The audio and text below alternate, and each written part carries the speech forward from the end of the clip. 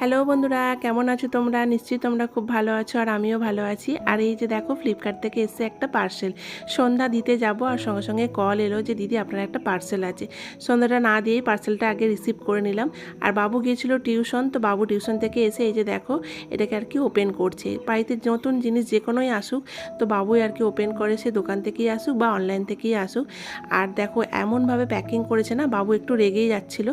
তো রীতিমতো যুদ্ধ করে আর কি আর পার্সেলটা খোলা হলো। খুব ভালোভাবে প্যাকিং করেছিল, নালে ভেঙে যেত। আর এই যে দেখো, এটা একটা হচ্ছে অয়েল ডিসপেন্সার, রান্নাঘরের জন্য নিয়েছি। রান্নাঘরের নতুন নতুন জিনিস কিনতে তো আমার খুব ভালো লাগে। তো এই যে দেখো, টুকটুক করে ফ্লিপকার্ট থেকে অর্ডার দিচ্ছি আর জিনিস কিনছি। তো জানি না কেমন হয়েছে। তো দেখো, রিভিউ দিতে বললে বলবো একদম বাজে এসছে। 900 ml বলে অর্ডার করেছিলাম, এসছে 300 ml। তো রিটার্ন দেবো ভেবেছিলাম, কিন্তু বাবু বললো মা দিতে হবে না, তবু তুমি যদি একটু অল্প তেলে রান্না করো। তো যাই হোক, এই যে দেখো কেমন হয়েছে তোমরা অবশ্যই জানিও। তোমাদের সঙ্গে যখন ব্যবহার করবো অবশ্যই দেখাবো। চলো টাটা।